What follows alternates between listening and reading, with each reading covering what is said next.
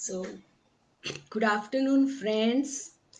Today, the topic that I have chosen is overstimulated life. It is also called as Rajasic. From Bhagavad Gita, there are three kinds of life possible. It is Sattvic, Rajasic, and Tamasic. These days, a lot of people are living Tamasic life, and many are also living Rajasic life. Rajasic life means sensory overstimulation. We are constantly stimulated by so many different electronic gadgets that we use. At least 20 years ago, we had one cell phone which was very simple and we couldn't even do SMS. It was looking very big like a cordless phone. And of course, there was television and there were a few channels, and then gradually the number of channels became 100, and that was like a big number, then 500, and now we have smartphones, and then we have iPads, then we have laptops, and we have so many different messengers. We have social media accounts, we have email, we have so many different things going on that people get very overstimulated. They don't remember where read a particular message, or where they saw the video, or was it an email reminder, or what was it. People are not focused, they are constantly tired, they are staring at some ultraviolet rays or screen, or there's artificial light, and there is no unwinding. There's doing a lot, but not being. You're forgetting to live life by just being, by being calm, focused, absorbing life, breathing deep, understanding things clearly, or I would say digesting the experiences of life very clearly. But that's not happening. I just see people have a very overstimulated nervous system, and this has impact on every part of your body, starting from your mind, your emotions. All these stimuli are getting unprocessed. They are just making your nervous system very jittery. You have so many different ideas, so many thoughts, so many unfinished businesses, so many things going on simultaneously. Or you have a deadline, you're not focused at the emotional level. Maybe an experience happened and you've not processed it properly. So you have a lot of backlog, you have some unfinished business. You come to the digestive system, you are constantly seeking stimuli like tea and coffee, and I have seen people drinking 20 cups of coffee or 10 cups of chai, or maybe cutting chai, maybe a little bit. But they are addicted, they're dependent, they're constantly seeking for stimuli. Maybe some colas. I heard of a patient who drinks diet cola every single day. Every single day she has to have diet cola. So these kind of different stimuli are also stimulating your entire body, your mind, your emotions, your nervous system, your digestive system. They're getting very stimulated. Then towards the night, towards the evening, you want to wind up, you want to go to sleep, because you definitely need sleep. That is the time to rest, and at least give chance to all the internal organs of your body to somehow clean up, rejuvenate, and get ready for the next day. But that doesn't happen. Lots of youngsters I see are waking up 10, 11, 12, even 1 p.m, and they sleep very late. They're constantly tired and they're hooked on some or other stimuli, maybe a cigarette, maybe tobacco in some other form. So, this is a very overstimulated life. On the top of it, they are eating foods which are very rajasic, very stimulating. They are spicy, they are very strong. Maybe they are, from restaurant. So, all these foods also stimulate. Now, whatever food you eat is just not the body, it is also your mind and emotions that get affected by the food that you have eaten. So on the first day it may be digesting the physical properties, but on the second day and third day these are the subtle properties. So we call them as guna, sattva guna or a rajas guna or a tamasic, depending on the kind of food you've eaten, and so also becomes your thoughts. Now this has very deep impact on our health. This is preparing ground for sickness. You are uh, heading for high blood pressure, maybe a nervous breakdown, maybe ADD, attention deficit disorder, constant fatigue. Maybe you are taking some or other chemical drugs, to just keep yourself awake and stimulated. And this is the kind of life. And then constantly, making your nervous system, get stimulated by this is going to have its own effect on your health. At some day there may be a complete nervous exhaustion. So I suggest, friends, look at various stimuli, look at the thing, how many things you want to process. Why not just start reducing the number of social medias, your exposure? How often do you check your messages? How often you just want to turn it off? How many hours you want to keep those gadgets, away from you, and maybe take up some hobby or some activities which are positive, which are not draining you, which are not of overstimulation.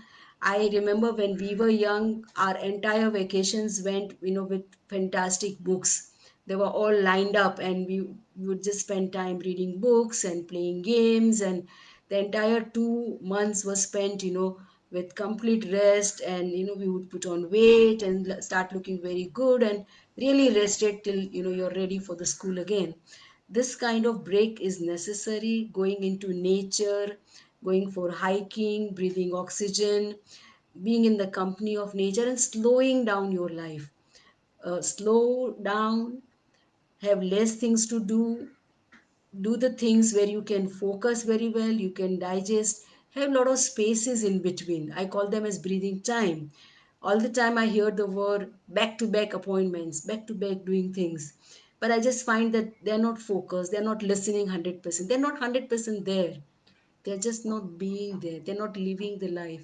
So, really, honestly, it's not about doing lots of things or too many things. It's about doing few things but doing the best, and that would be good enough. At the end of our life, probably we are not going to, nobody's going to look back and say, oh, you did too many things or something like that. But how well you did something, how, what impact it left, in somebody's heart and soul, that will happen only when we are 100% dedicated, 100% presence, we put our heart into it, and then it gets reflected. So, in this overstimulated life that we live, with so many news channels, so many different fake newses, so many videos, so many different food stimuli, images are stimulating our mind. How about just reducing all of this, sizing down?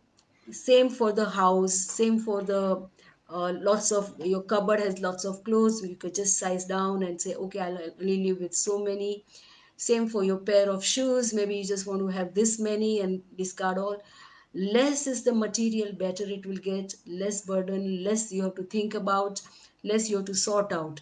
So, and also, like, if you want to say start a project, just have one project, finish it. Maybe second one, third one. Just try and slow down. Try and do less things. Maybe in 2021, just focus on health. Even in health, I see there is overstimulation. People are just constantly going from a health coach to the another one, to the another one. And then they are also having lots of different diet.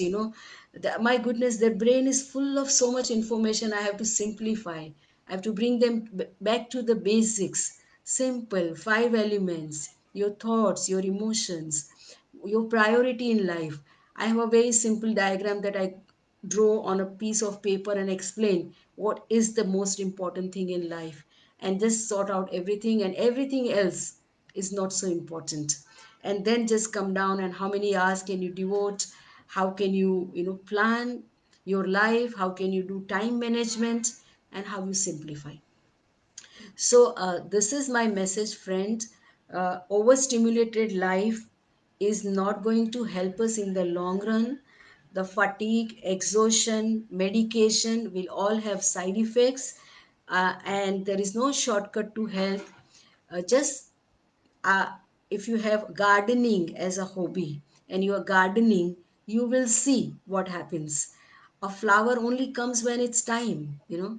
A fruit will come only when it's time. It never comes early. It's kind of very sorted. It's always on time. The sun rises every day pretty much on time.